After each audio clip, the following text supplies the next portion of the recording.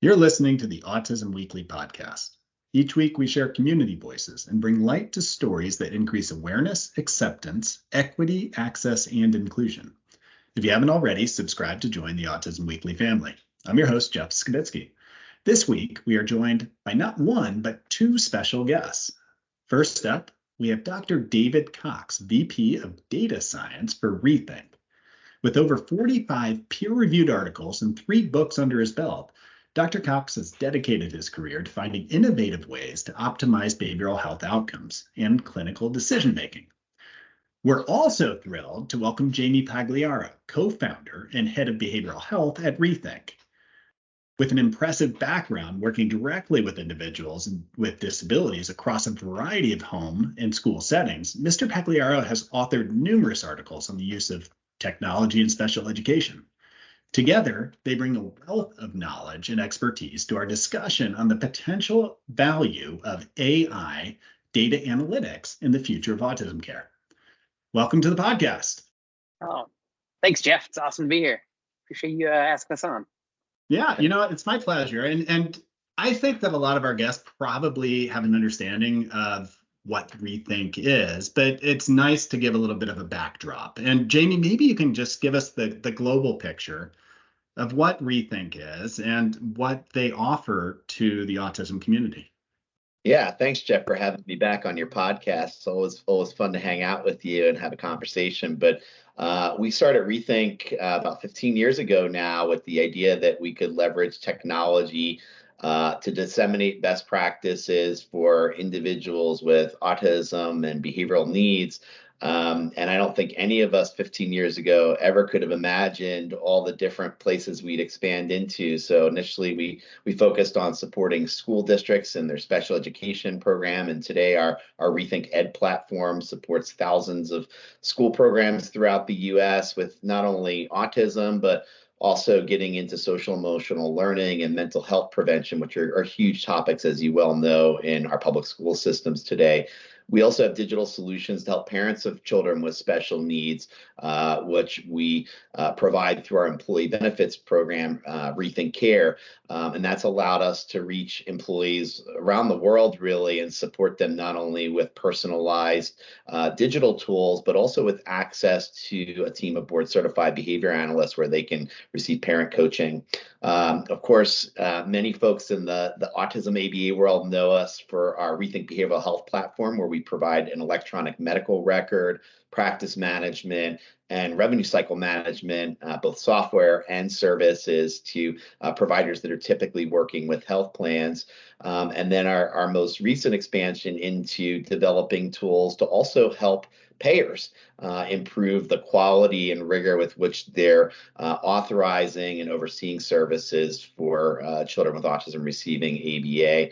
And we really see an amazing opportunity to really support all of these stakeholders and bring more objectivity and more science into how we provide care. And ultimately, our goal through data science is to see how we can go beyond just being a container for data and a content delivery system to actually providing insights to all these stakeholders so that they can improve what they're doing for the folks that they're serving. I love that mission, and the value behind it is it's immeasurable. I've seen your growth over the years and kind of how you've taken on different challenges, and you all have always been future thinking as far as, how do we continue to progress things? The ability to take all the data that you all have seems like it is one of the cornerstones of behavioral health in general, is how do you take data to make better decision making? But the use of AI in this is relatively new. So I guess just in broad strokes, what sparked your interest in AI for the autism field? Because that isn't something that we had seen before. And you all are starting to put it out there. Yeah, first of all, it's a game changer, and I think it's one of the most game-changing technology advancements that is real. It's now, and I know a lot of people in healthcare and behavioral health are talking about the potential of AI, and I'm really proud to say that with folks like David joining our team, that we're not just talking about it, we're actually doing it now. And I guess in simple terms, our tools were always set up to help behavior analysts capture data and look at data for individual clients and make clinical decisions. Where AI becomes a game changer, I know when we started the company 15 years ago, we would sit around and we talk about somebody could dig into the basements of some of these organizations that were doing great research at the time on a very small scale, and we could get all those program binders that all the data was recorded with pencil and paper on graph. Somebody could take all that and analyze it. We'd probably learn a lot about what was going on with kids and how to improve care. AI, as we've now, been collecting data across these different stakeholders and accumulating our data set for 15 years, gives this incredible opportunity to do exactly that. But it's able to do it on a massive scale that would be pretty difficult for humans to do.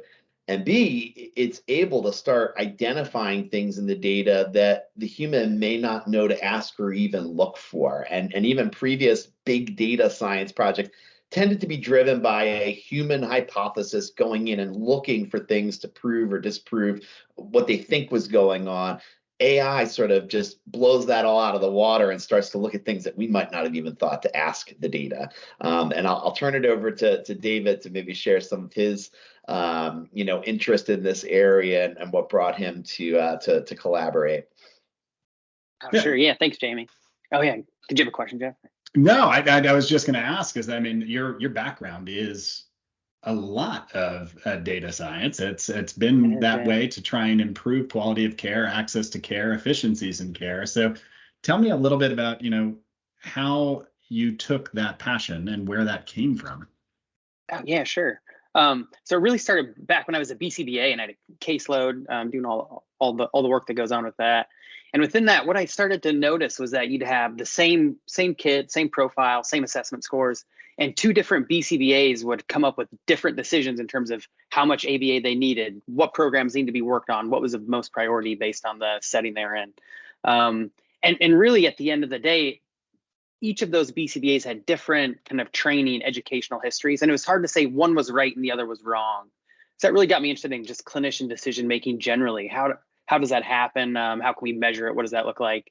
And that's kind of when I pivoted from clinical work to academic research. And at that same time, I also contacted kind of two new reports that had come out around the errors in clinical decision making. So one was the popular one is 2016, a report with physicians suggesting that medical errors were the third leading cause of death in the United States, right? More dangerous than bungee jumping and skydiving.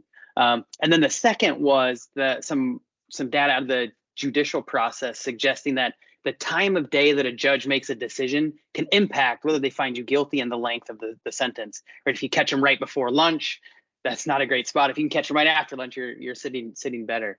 So this got me around this idea of, not just clinical decision making, but how can we start to measure and identify errors in clinical decisions and then help people make better decisions? Within that literature, when I started to dive in, that's where machine learning and AI was really coming of age in healthcare. And I started to see time and time again, this technology, this process that was better at making decisions than humans in a lot of capacities, or at minimum was providing kind of what Jamie had alluded to, insights, things that clinicians weren't seeing, or they could do it faster, more efficient, think of more variables. That's where I really got interested in AI and its intersection with clinical decision making. That was about 10 years ago, and I just really haven't looked back.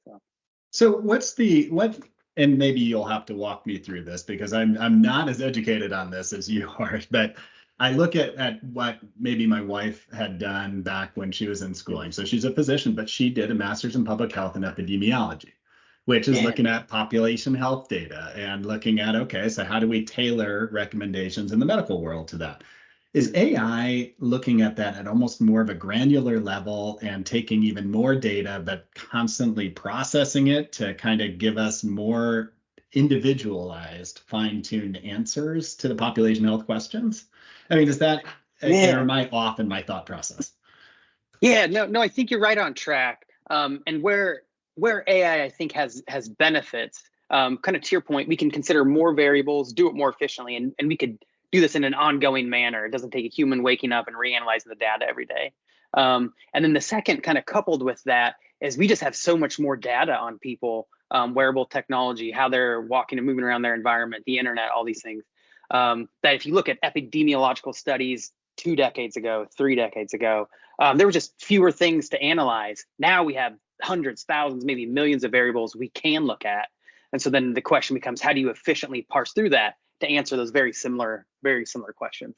Okay. And so, Jamie, when we were kind of looking at the field in general, and we've had conversations on this historically, just as the growth in the field, the knowledge set changing, the youth in career, not youth in age, but in career for the field, we're putting a lot of pressure on people to make decisions and to be leaders very young in their career without an abundance of guidance. So where does AI fit in helping to support people in their decision-making process as they're developing all of their clinical knowledge set and all of their experiential pieces going forward? Well, I think it starts with, what I've heard health plans refer to as the front door, which is when a child is first identified and they come in contact with a provider who is going to do an initial assessment and make a recommendation about the dosage of ABA, the number of treatment hours that a child is going to receive. And obviously, there's a broad range there from somebody providing a few hours a week all the way through to, early intensive behavioral intervention programs that are, 40 hours a week of one-on-one therapy. So you take someone who hasn't necessarily been trained in this concept of prescribing dosage of hours, and you combine that with a literature set that doesn't necessarily have a clear guideline for how to do that, and you create what I would see as the Wild West, and one that now becomes colored by what my professional opinion is, or what my training with the clients I've worked with in the past, or maybe even economic agenda of, I provide parent training only, or we only serve kids with intensive programs in a clinic. And then you've got the other side of that as a health plan that's saying, oh my gosh, these requests are coming in. They're very varied. There's no pattern. And to David's point earlier, one clinician could even see the same patient and come up with different recommendations. So now you say, are there economic drivers there to say, well, gee, let's not, authorize too much service here. Let's push back and come up with a case why not to provide the service. And so, I see huge opportunity to start right there with figuring out what is the appropriate level of care. And instead of making it one that's colored by two professionals and their background experience or the economic agendas of the organizations that you're working with, can you bring clarity, and can something like AI help us analyze the results that are able to be achieved with a client or patient and compare that to other patients that are similar? And that's where it gets tricky too, right? Because with autism, we know it's a broad spectrum. So it's not a one size fits all. They say he's this age and this is what he should get. Or, in the early days of my career, people used mild, moderate, and severe autism. And, we found that was a very limiting way to classify kids into one of those three buckets. AI just opens up this tremendous opportunity to help with this idea of clustering patients or creating patient cohorts and figuring out what is that right level of ABA that's going to help get the optimal treatment effect. So I think that's one example of where we can help drive insights to someone that may not have the training or knowledge to make that decision, and potentially we can do it in a more systematic way and a more scientific way. I love the fact that you're bringing alignment around the right ideas too. It's around the patient care. So you're taking a payer viewpoint, a practitioner viewpoint, and you're centering it around what's going to be the best prognosis for that patient and kind of what their goals are and what their life expect as far as what they're hoping to be able to get out of life, how they look to be able to contribute. And I think that all of those are important factors. So I love the fact that there's two angles that you're looking at this. So what are those big buckets so that we're, as an industry that we're needing to normalize. One of them might be dosage. I think, David, you had mentioned priority, but what are those data sets that you're currently grabbing, David, that are helping to guide us on, this is the right treatment path? Yeah. Yeah, so I think one of them goes into, which Jamie has alluded to, this kind of idea of patient profiling, creating patient cohorts. Because we have all this information about somebody, who they are, where they're from, diagnostic categories, skill assessments, also the family they live in, the zip code they live in, social determinants of health, all that fun stuff. From that, we can start to identify, what makes this person unique. And I think that's a really interesting challenge in and of itself, going back to this idea of a spectrum, autism spectrum. What does that mean? And it's probably not just two-dimensional, right, but multidimensional. The second, going back in particular for like predicting dosage and stuff, but also in informing care, comes around this question of what is a dose of ABA? We often talk about an hour. That's what often is put out in the literature. But what goes into that? What is rate of trial presentation? How does it play? How do you kind of intermix goals or intersperse them? How does that relate back to VB map scores or whatever? And so I think that's another really interesting tool or analytic approach that we can go after, is better quantifying what do I mean by an hour of ABA, a dose of ABA therapy. And then another thing that we're also starting to kind of look at is you can do that same idea of patient profiling, but with providers. We all have unique experiences. I might be better with some individuals than you and the third BCBA.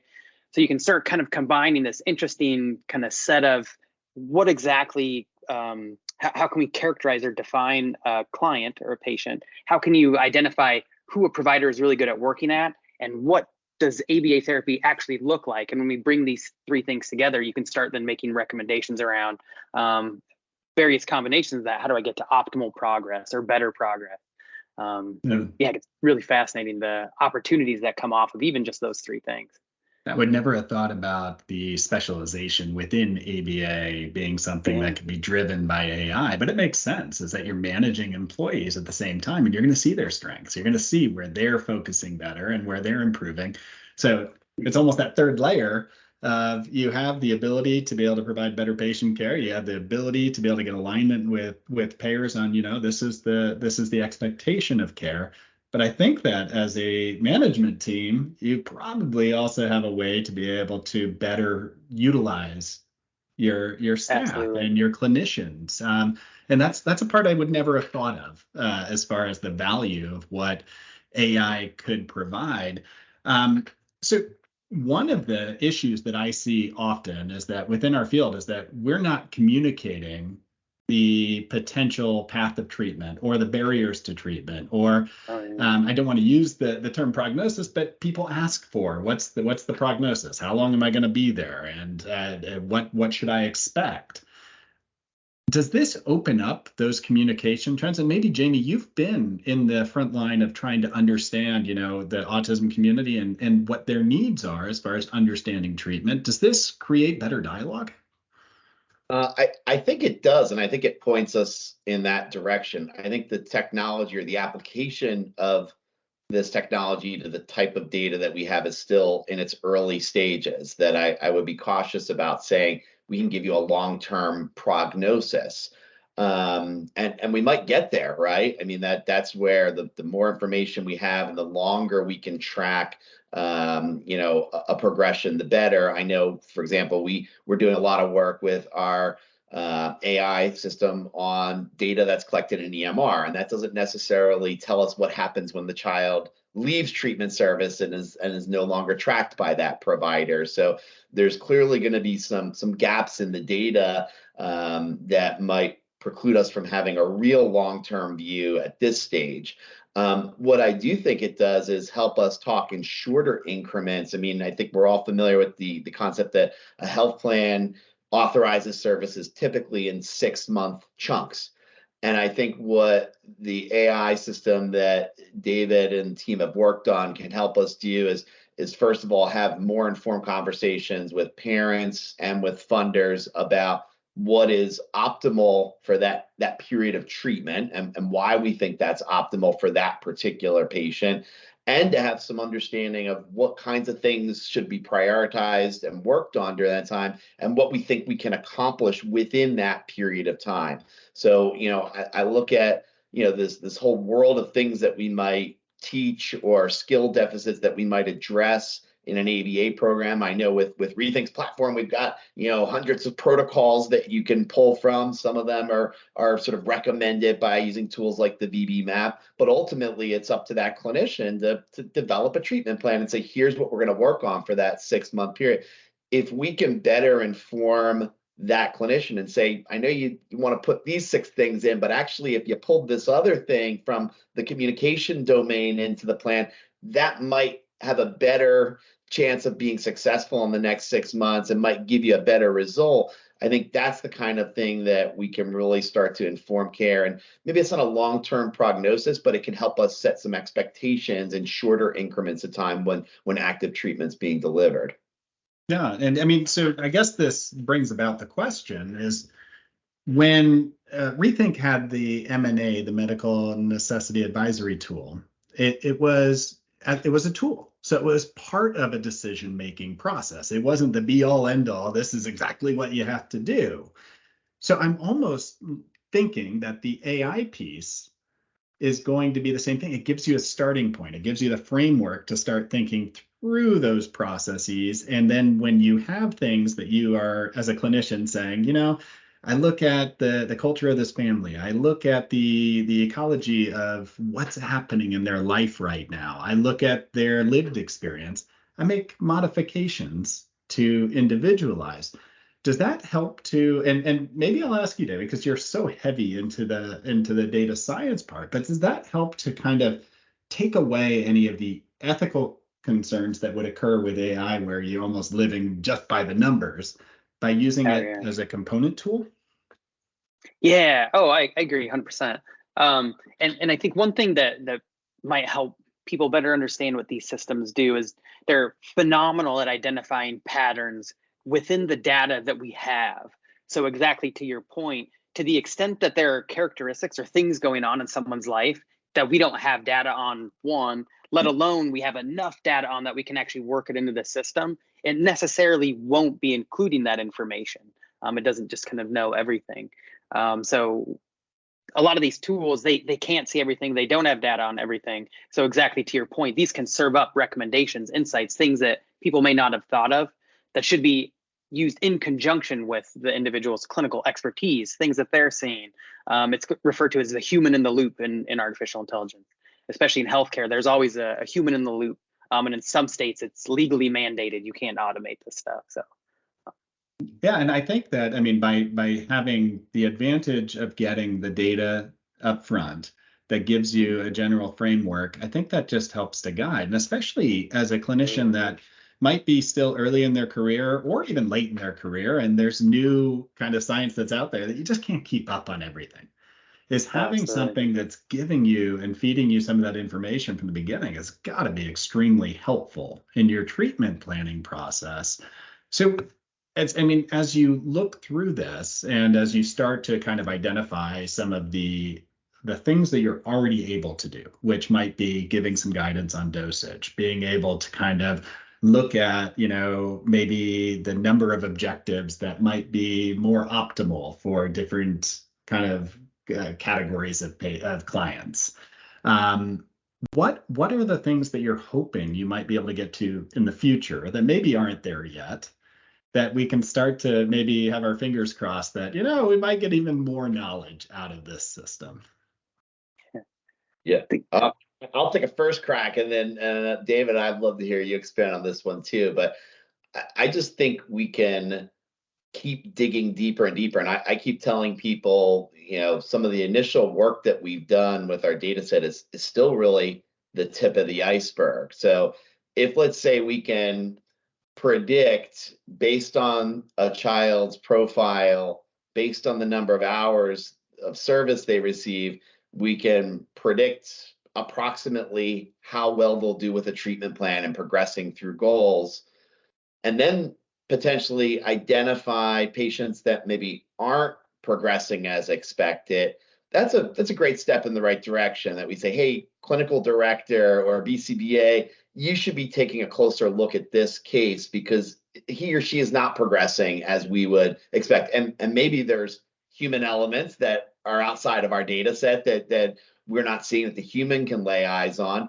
But there's also, I think, a wealth of information underneath the data that we can dig deeper into. For example, can we analyze that maybe the child responds better with some therapists versus others? Can we look at some goals that maybe they haven't run a sufficient number of treatment trials? Do we have a patient where maybe there's a lot of parent cancellations or the agency has had trouble scheduling sessions because they don't have staff? If we can actually start digging under the hood and say insight is that maybe this child isn't doing what we expect, but now we can actually start surfacing more actionable things for the family, the provider, the payer, that they could actually pivot or change what they're doing along the way to get that child back on track. That would be my hope and where I'd like to see us evolve. Even if we could get that down to in the moment, that a therapist is on a mobile app collecting data, get to a point that we can actually say something during that session that might say, you want to modify the reinforcer you're using or the prompting that you're using, or switch tasks at this moment. I mean, to me, that's where it really gets actionable in the moment as a therapist delivering treatment. I don't know, David, if you've got some additional thoughts on that one, because that's an exciting conversation. So, yeah, what are your thoughts, Oh, David? yeah. No, I think going back to how I originally got into the clinical decision making, that exact kind of in the moment feedback on optimizing decision making, I think is what has really been kind of driving me this over the last 16, 17 years. Another area I think on top of that I get really excited thinking about comes from protein folding and drug discovery research in AI.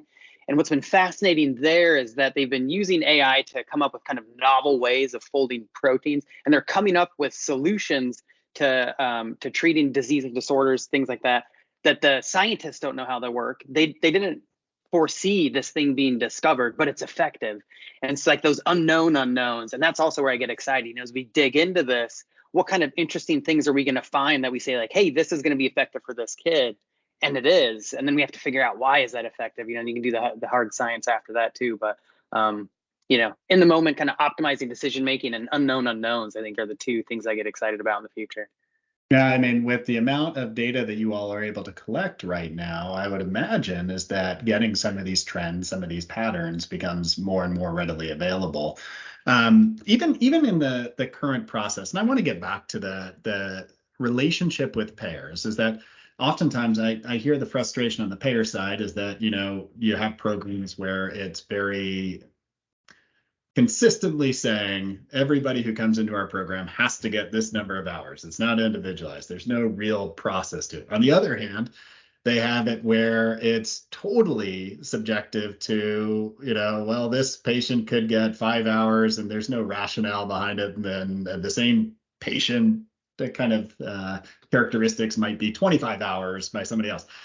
What is your current feedback from the payer on, we're getting some more global individualization. You're getting some better big picture focus so that you're not getting programs that are just being consistent to this is my model, but more consistent to this is the benefit for the patient. Jamie, do you have your feedback? I mean, you've been in those conversations. Yeah, I mean, I think again, our interest sitting sort of outside of the provider payer dynamic is not necessarily advancing a model or a program, but it's really trying to get down to really a more scientific determination of what is clinically appropriate for an individual child. And one of the most powerful things of the data set that we have is that we're covering such a broad range of, everything from the providers that utilize our software to the geographies where services are being provided, the different funders that are funding those services, social determinants of health that are mixed in there. It's allowing us to say that, yes, every child is different, but when you start to look at tens and hundreds of thousands of patients, you can start to cluster and find patients that are fairly similar and where you can start to make some determinations about what you think will happen. And again, that's not to say that we're putting things out there and saying to either a payer or a provider that what our tool says is the absolute truth. But it's something where if we could say, well, if both parties agree that this is right for the child, great. And maybe we reserve that more intensive reporting and review process that occurs pretty much for every patient today between payer and providers, reserve that for the ones where we really do need to look a little bit more closely. There is some disagreement in what's appropriate, and the tool says this, but one party or the other is saying, no, that doesn't sound right to me because we are looking at other variables outside of what our data looks at. So yeah, I mean, again, we're looking to inform decision making. We're not looking to take over decision making or put control in the hands of AI. And so I think that's an important distinction there. I think it probably puts the flags in the right place to say, this is an outlier. Let's talk about the outliers. Let's let everything that's not an outlier continue through the path without barriers being put down that affect the child's access to care. So I like that idea. Dave, I do want to go back to your concept that you had mentioned about proteins. But I mean, my first thought in this whole process when you're talking about that is we've been trying to create a system of behavioral health and medical health that somehow communicates better. Is there any future sort of guidance to say, we have a whole variety of our clients right now that are receiving psychotropic medication or that have some form of a medical comorbidity that's affecting the way that they're interacting with their community. And we need more information on this. And the doctors benefit from our data going back to them. Is there any decision making that could, and I'm hoping like future, that could be occurring to be better guide that transition between behavioral health and medical? Oh yeah, absolutely. And I think some of the really interesting interdisciplinary interactions with AI have come at that intersection of multiple fields pooling their data together. Precision medicine is a great example where I bring in like genetics, pharmacology data, stuff about my diagnoses, assessments, all that to come together to create that individualized treatment program. I see no reason why that wouldn't work for ABA and ASD also. And then I think what's also fun about that kind of a future product is it's not just about the insight, but AI is also really good at then generating a report that varies based on the audience I want to communicate to. So someone doesn't have to think of how to tell the physician. We know probably how that physician is going to like it. We can just automate sending it to them and the same report to the parent in a way that's understandable and easy to digest for them. So you kind of get both ends, the discovery plus rapid dissemination and communication within the system. Be very impactful, be incredible. Well, I'm not going to hold you to that one, but I am going to appreciate the away. efforts that you guys have put in to be able to start the guidance on looking at this larger data set and to be able to take artificial intelligence to be able to help us guide the initial thoughts of our case conceptualization, because I think that's going to guide the field in the right direction because we are data driven. So I appreciate what you all have done. Do you have any resources that can either educate on what you're building right now or that you could offer families to help them understand what AI might be providing for their child or for their own education of what's occurring? Jamie, is there something that Rethink is doing to be able to provide additional resources on this? All right, well, I might defer to David there. I know he just helped put together a paper that we've set out into the wild, talking about some of the initial work that we've done with our data set to develop this AI system and start to derive insights about that. And I know we're going to be putting out many, many more articles and papers, on this topic over the next several months and probably for the foreseeable future. So, but David, I don't know if you have any specific recommendations or things to refer folks to. Yeah. So we did, as part of that white paper, we created several different versions. One of those was a shorter, I think like 4-page version that's supposed to be an easier read. That one can be found at the Rethink website. So that might be one that people could check out. And then interestingly enough, UNICEF actually published this thing called AI Guide for Parents. That just kind of basic primer. What is AI? How can it be used to help improve the well-being of kids around the world. That might be something people can check out if they're interested in artificial intelligence and just kind of understanding what is this and what does it look like. And is there anything that you all are doing to be able to help train clinicians? Because I would imagine this is going to create a lot of buzz. People are going to be excited to have a tool like this. But like any tool, you have to be able to use it appropriately or else it loses its value. And those actionable items that you were talking about, Jamie, seem to disappear because you don't know how to use the tool. Are you all offering trainings through Rethink for clinicians to be able to utilize it in the right way from the beginning so that the value is enhanced? But I think, first of all, look out for David and other members of our team who are going to be out on the conference circuit in the next year and talking about a lot of the amazing work that they're doing. And I think part of the way that I look at it as a product company, training and talking about it is one thing. The more that we can embed this technology in sort of very practical and useful ways and have it be accessible to clinicians in real time as they're working with clients, making decisions about treatment plans, that's really my goal, so that we make it as easy as possible for as many people as possible to benefit from the technology. Well, I'm excited, and I know that I'll actually be at some of those conferences, so hopefully I'll get to see you out there, David. I won't be heckling; I'll be applauding. Appreciate that. In the meantime, I do appreciate the fact that you all came on to be able to talk about this, because I think that it's going to be a game changer for the field. And I think it's something we need to think about as an ABA industry to be able to realize, how do you use this in the best possible way? How do you make sure that you're training the clinicians not to default, but to use it as a tool going forward and to be able to kind of understand the power that it could have when we're doing it correctly. So thank you both for coming on. And I look forward to, in 1 year, seeing where this is advanced to. Yeah, thanks for having us, Jeff. I really appreciate being here.